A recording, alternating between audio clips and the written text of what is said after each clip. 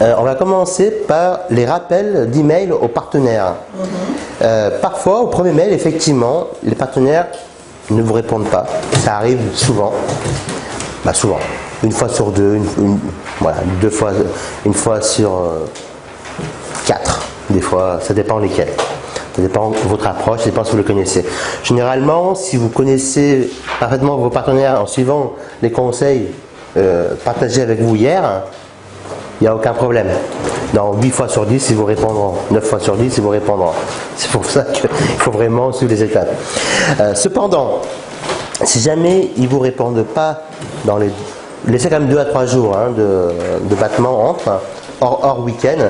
Si jamais ils ne vous répondent pas, ce que je vous suggère au bout de 2-3 jours, donc le 3e ou 4e jour, c'est de renvoyer un email. Mais pas le même email, pas directement le même email, mais tout simplement, le deuxième email peut avoir comme titre, par exemple,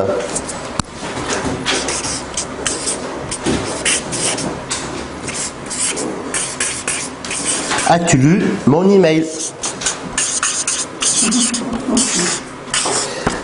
C'est tout bête, mais en tout cas c'est très important. Ici c'est le deuxième email. Ensuite, en introduction de ce deuxième email là, en plus de l'email précédent que vous avez envoyé, d'accord, vous dites, écoute, alors, par exemple, salut Pierre, admettons, salut Pierre, il y a quelques jours, je t'ai envoyé un email, peut-être qu'il est passé dans les spams. Donc, j'en profite pour te relancer aujourd'hui au cas où tu n'avais pas reçu. Le deuxième email, en fait, ce qui est important, c'est marquer l'impact, en fait. Donc, as-tu lu mon email? C'est un bon titre d'email. Bon, après, il faut varier. Après, c'est un exemple. Par exemple, vous pouvez, admettons qu'il s'appelle Pierre, vous pouvez lui demander salut Pierre, il y a quelques jours en arrière, je t'ai envoyé un email concernant une autre rencontre d'avant-hier ou concernant le dernier produit que je vais lancer ou concernant la proposition d'interview que je t'ai proposée. Voilà. Donc là, je vous laisse marquer en introduction ce que je viens de vous révéler, partager. Et ensuite, avant de terminer, je dis, voici l'email que je t'ai envoyé. Et donc, en dessous, vous faites un copier-coller de l'email que vous avez envoyé 3 jours avant.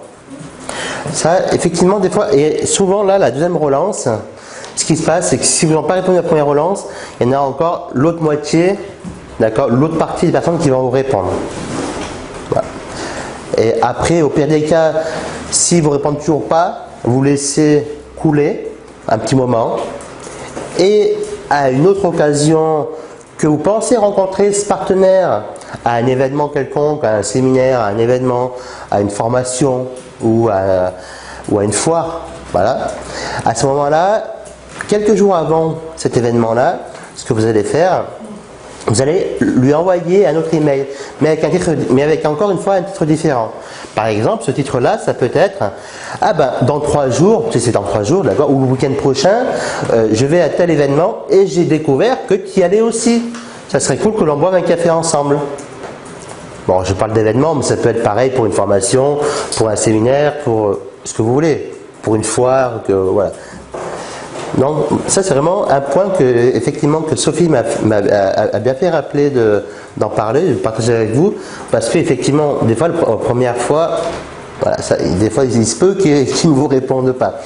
Du coup, est-ce que vous avez des questions à me poser par rapport à la structure du deuxième email et éventuellement même à la structure du troisième email avant une rencontre? La structure, elle semble claire. Ouais. Moi, c'est toujours un peu sur le... Enfin, je sais pas, peut-être que ça se pose pas, mais moi, spontanément, je m'interroge sur... quand on dit, par exemple, ce serait cool qu'on prenne un café ensemble, ça veut dire que j'ai quelque chose... C'est un exemple, hein. Ouais, ça veut dire que j'ai quelque chose à... J'ai une demande d'interview, par exemple. Mais ça ne veut pas dire forcément que j'ai déjà un produit à proposer. Oui, voilà, c'est ça. En fait... souvent, la plus grosse des erreurs de ceux qui démarrent, ou même de ceux qui ont, bon après un peu plus avancé, c'est un peu différent, parce que quand tu connais les partenaires, c'est un peu moins gênant, mais c'est qu'on fait le produit, on crée le produit et on contacte le partenaire une semaine avant le lancement du produit. Alors qu'en fait, dans l'idéal, je ne dis pas que c'est toujours facile, mais dans l'idéal, c'est vraiment de contacter le partenaire vraiment en amont de la création du produit. Pour ça que je vous propose d'interagir dès maintenant. Si vous projetez de créer votre produit dans 2 mois, dans 3 mois par exemple, de sortir votre produit dans 3 mois, dans 4 mois, peu importe. Pour ça, c'est très important d'assister à un partenariat magnétique parce qu'il ne faut pas attendre que le produit soit sorti pour contacter vos partenaires. Comme on disait l'autre jour par téléphone, Marc, on a parlé de ça, je te rappelle. Et donc, mais par contre, faites-le avec votre partenaire. Faites-le. Demandez des conseils à votre futur partenaire. Vous dites voilà, je suis en train de faire ça, qu'est-ce que tu en penses? Toi qui es un peu sur un marché un peu pareil, un peu identique, mais sous un autre angle, qu'est-ce que tu penses de ce produit-là et qu'est-ce que toi tu rajouterais, qu'est-ce que toi tu aimerais avoir dans ce produit-là? Mais Mika, si on envoie plusieurs emails, plusieurs tentatives, moi ça ne pose pas de problème, mais la question que je me pose, c'est pas trop racoleur. S'il n'était pas intéressé, il aurait répondu, non? Pas forcément. Parce que des fois, les emails peuvent passer dans les boîtes spam. Des fois, on n'a pas le temps de répondre. Des fois, on lit l'email et puis on ne répond pas tout de suite. Du coup, on oublie. Tu vois, ça arrive. On est tous des êtres humains. Donc, tu vois. Une heure et l'autre, ça va. Voilà. C'est pour ça que j'ai bien dit, le deuxième email, c'est important de le renvoyer 3 jours après. Après, vous voyez, hein, hors week-end. Quand je dis 3 jours, c'est hors week-end. Hein, parce que le week-end, généralement, bon, par exemple, lundi, mardi, mercredi, tu as envoyé l'email le jeudi de la semaine d'avant, tu peux recontacter le partenaire le mardi ou le mercredi. Tu vois, ça laisse 3-4 jours de battement, hors week-end. Et là, généralement, c'est qu'il a oublié. Ça m'arrive aussi, des fois, je lis les emails, je ne réponds pas tout de suite.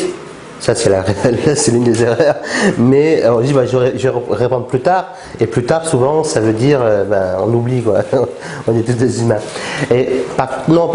Pourquoi par couleur? Parce qu'un premier email, tranquillement. Un second email avec le titre, as-tu bien lu mon email? Donc avec l'explication, peut-être que c'est dans les boîtes spam où tu n'as pas lu mon email, quoi. Et le troisième email, c'est avant la rencontre à un événement. C'est-à-dire que peut-être qu'il peut s'écouler peut-être 2-3 mois, peut-être 1 mois, peut-être 3 mois, je ne sais pas, suivant l'événement auquel vous allez. Et après, toi donc ça fait paracoleur parce que tu changes la structure de ton mail à chaque fois. Parce que quand tu vas rencontrer la personne à l'événement, si tu penses y aller et que lui aussi, ça va être pas la même structure de l'email que le premier et le deuxième, tu vois? Oui. Ça va bien? Le troisième email, ça ne pose pas de problème. Voilà. Le deuxième, je suis tout à fait d'accord. Le troisième, ça ne pose pas de problème. Pour vous qui ayez eu une réponse au deuxième. Même pas forcément. Même pas forcément. Parce que, je veux dire, c'est dans un autre contexte. Même s'il ne répond pas au deuxième email, vu que c'est dans un autre contexte, c'est un événement. Tu vois, c'est parce que tu vas pas à ce moment-là dans le troisième email, tu n'as pas lui proposer la même chose, tu vas pas lui proposer une interview, si tu vas proposer, ou tu vas pas lui proposer de devenir partenaire, tu vas juste simplement lui proposer de se rencontrer et boire un café. Donc tu enlèves l'aspect boulot entre guillemets, si on peut appeler ça travail, mais tu enlèves cet aspect travail et tu mets en place l'aspect connaissance, comme effectivement Daniela. Et du coup, tu vois ce que je veux dire, Avia? Du coup, ça passe c'est dans un autre contexte. Et là, après, où il accepte ou il refuse. Mais au moins, toi, tu auras fait le maximum. Et après, tu ne peux plus rien faire, quoi. Après tu arrêtes, voilà. On aurait tenté la chance. Voilà. Au moins, tu iras jusqu'au bout du truc. Après, je te parle. C'est pas forcément mal perçu. Non, parce que si jamais, alors c'est sûr que si tu envoies un mail, en fait, ce qui est mal perçu, c'est toujours d'envoyer le même email à la même personne pour proposer la même chose, voilà. Par contre, si tu le fais ça, j'aime pas bien utiliser ce mot, mais de façon intelligente, du coup, ça va être une approche irrésistible et une approche percutante. Toi, avec les exemples d'email que l'on a fait hier, par exemple, dans la vidéo précédente, tu vois, ça va amener d'autres valeurs, d'autres choses. Ouais. Ouais. Marc, j'aimerais te demander ton opinion sur quelque chose. Alors hier, j'ai fait mention d'une formation que j'avais suivie. Je ne peux pas juger de la qualité parce que je ne suis pas allé au bout, j'ai pas pu. Mais j'ai juste parlé de Facebook. Ouais. J'ai aussi, ils ont aussi présenté une approche par rapport à ça que j'ai trouvé ultra offensive. Je vais vous le raconter parce qu'en même temps c'est drôle. En fait, en B2B, il y a une technique qui consiste à prendre des contacts et à envoyer des mails Et la formulation du mail, c'est comme convenu, rendez-vous mardi la semaine prochaine à 16h au café machin. Et le type reçoit ça et il joue sur l'effet de surprise. Parce que souvent les gars, ils ont plein de rendez-vous de partout. Ils se disent, dans les grands groupes notamment, ils se disent mais est-ce que je le connais, est-ce que... Et en fait, ils se rendent compte que ça fonctionne. Parce que soit la personne répond, alors il y en a qui répondent furieux en disant vous êtes qui, je ne vous connais pas, il y en a qui ne répondent pas, mais ils ont un bon taux de réponse de gens qui soit disent ok, de façon totalement surprenante, et donc on a le rendez-vous, mais c'est quand même pas cette approche-là. Hein, parce que, et soit ils disent écoutez, j'ai pas le temps, mais voyez avec mon collaborateur, etc. Du coup, on a ce qu'on appelle un référal, c'est-à-dire qu'on peut contacter la personne en disant de la part d'eux. Est-ce que toi tu es pour ce type d'approche ultra offensive? Parce que ça me fait quand même penser à plus à une approche pas amicale, mais pour nous. Relation, qu'est-ce que tu dirais? Alors, j'ai jamais fait cette approche-là, mais alors, effectivement, l'approche de dire, écoute, rappelle-toi, on s'était dit rendez-vous dans mardi prochain. C'est pas dans 10 ans, c'est mardi prochain. Effectivement, je pense que là, c'est plus un aspect commercial qui veut vendre, qui veut imposer, entre guillemets, imposer sa façon de voir les choses. Je trouve l'approche très sympa, où moi je suis un peu hésitant, c'est que c'est pas ma façon de faire. Voilà. Après, je pense que chacun doit avoir sa propre façon de faire, et si ça te correspond, tu peux le faire. Si ça ne te correspond pas, je le déconseille de le faire. Il faut vraiment être aligné avec ce que l'on fait. Moi, je sais que cette approche-là, pour ça que j'ai appelé partenariat magnétique, parce que cette approche-là correspond à... Je trouve que c'est une approche plus amicale, comme tu l'as bien souligné, et moins offensive. Alors, bien sûr, peut-être que le taux, si tu veux, de retour sera peut-être moins important que ton approche-là. Par contre, sur le long terme, vu que moi, je base mon business sur le long terme, si tu veux, c'est vrai que sur la semaine qui arrive, tu n'auras peut-être pas les mêmes résultats. Par contre, sur les 12 mois qui vont venir, un business, c'est ce qu'on fait sur le long terme, comme on le sait tous, tu auras des résultats beaucoup plus performants et tu noueras des relations beaucoup plus intenses avec tes partenaires. Mais en tout cas, notez, effectivement, Marc a souligné une très bonne chose. Si ça vous dit d'utiliser cette méthode-là, notez-la quand même, parce que peut-être un jour, vous serez peut-être amené à l'utiliser.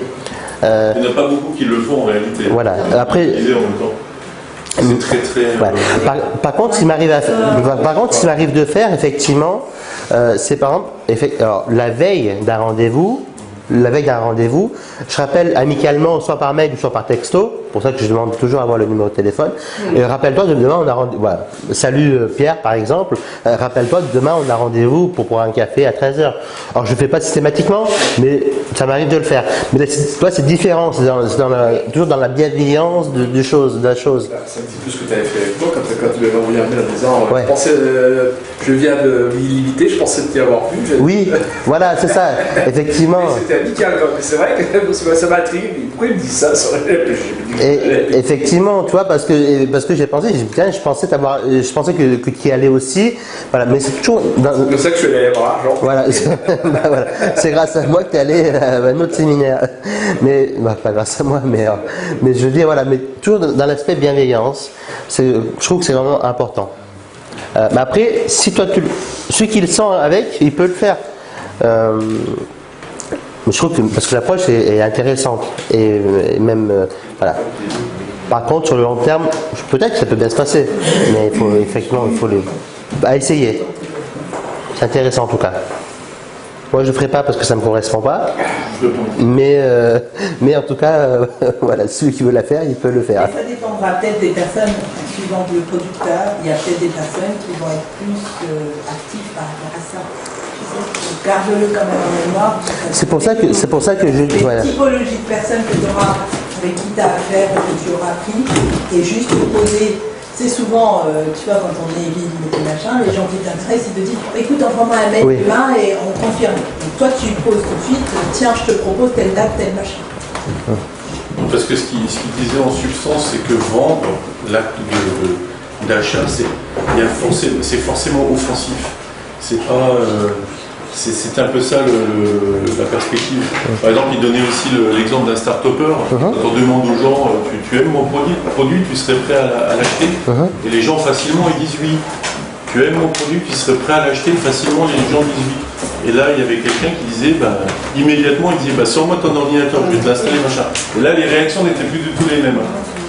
Et donc, parce que l'approche, c'est, ouais. Alors, généralement, tu aimes mon produit, jusqu'à là, ça va. Après, ce qu'il faut faire, c'est, et toi, qu'est-ce que tu fais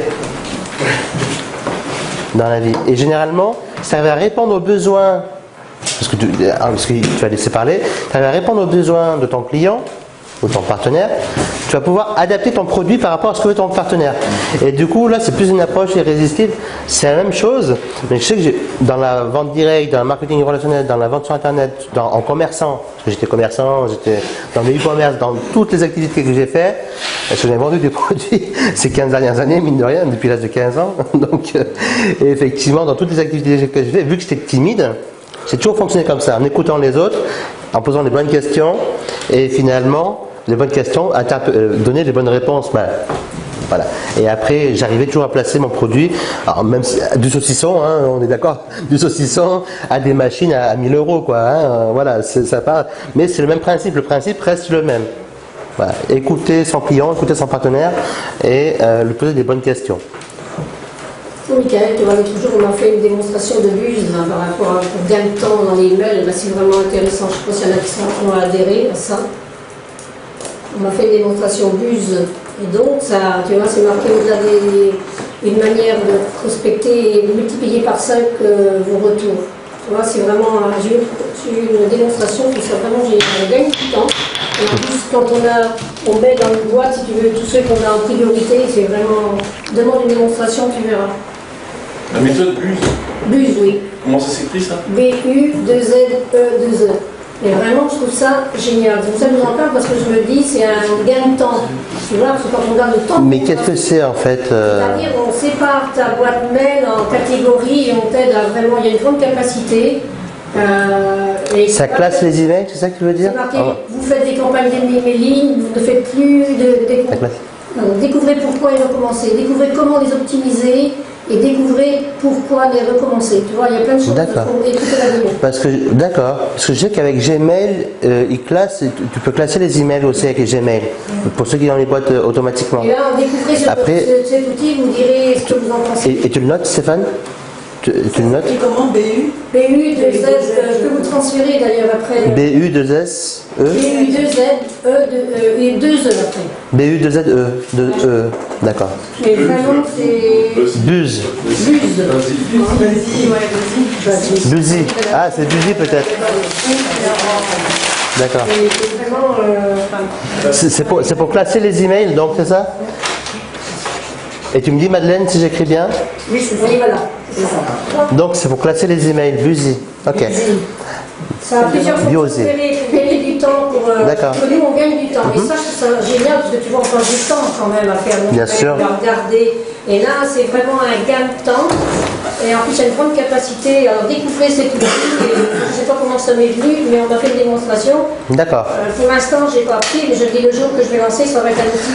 D'accord. Parce que c'est vrai que si vous avez Gmail, Gmail permet aussi de classer en fait les documents automatiquement dans les répertoires, quoi, on va dire.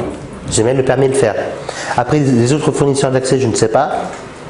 Mais en tout cas, Buzy, voilà, il permet aussi de classer. Je ne connaissais pas. Merci Madeleine pour ta remarque. On a 30 jours d'essai d'ailleurs par rapport à ça aussi qu'on m'a dit et j'ai attendu, je me suis dit je ne suis pas prête par rapport à ça. Oui, après voilà, c'est toujours pareil. Il faut être prêt, bien sûr. Je partage parce que tout à l'heure justement j'ai trouvé juste le même là et je me suis dit c'est important qu'on partage quoi. Bien sûr, on est là pour ça, on est réellement là pour ça. Est-ce qu'il y a d'autres questions par rapport aux emails, par rapport à l'approche des emailing, par rapport à... Juste qu'est-ce que tu conseillerais pour éviter que l'email en fait tombe sur des spams, genre si tu écris les emails comme entre hier et aujourd'hui, normalement, si tu l'envoies à partir de ta boîte mail, Freebox, France Télécom, tu vois, un truc comme ça, même à partir de Gmail, généralement, c'est très rare, ça arrive dans les boîtes spam. C'est très rare, ça peut arriver, parce qu'après, on va dire 95% des cas, ça n'arrive pas. C'est pour ça que je propose d'envoyer un autre email, tu vois, as-tu lu mon email, Pierre, ça s'appelle Pierre par exemple, as-tu lu mon email Pierre, Parce que si tu spécifies le prénom, c'est-à-dire que les boîtes mail, ils vont dire ah oui, bon, il connaît, bon, C'est quelqu'un qui le fait. un peu mieux. C'est vrai qu'aujourd'hui, avec tous les autorépondeurs qui font ça, c'est un peu, mais bon, ça rentre quand même un peu dans l'intimité. Ou rappelle-toi, on s'est vu à Avignon, tu vois, rappelle-toi, on s'est vu à Avignon. Tu marques un lieu, une adresse, quelque chose qui est un peu plus personnel dans le titre de l'email et à l'intérieur de l'email. Ça passera déjà mieux vis-à-vis de ton partenaire. Mais en plus, il y a moins de risques encore que ça passe dans les spams. Après, il n'y a aucune garantie 100%, on est d'accord. Mais à 98%, 99%, normalement, ça passe dans les spams, quoi. Bah, moi, en tout cas, d'après ce que j'ai pu remarquer, hein. Mais vas-y. Si jamais tu vois qu'il ne répond pas, et parce que ça passe dans les spams, à la limite, tu peux passer par l'onglet contact de son site internet ou de son blog. Là, bah, mais des fois, même là, des fois, ça passe dans les. Donc, tu vois, c'est pour dire. Mais voilà, il y a toujours des alternatives. Ça peut être aussi une alternative. Est-ce que j'ai répondu à toutes vos questions par rapport aux emails?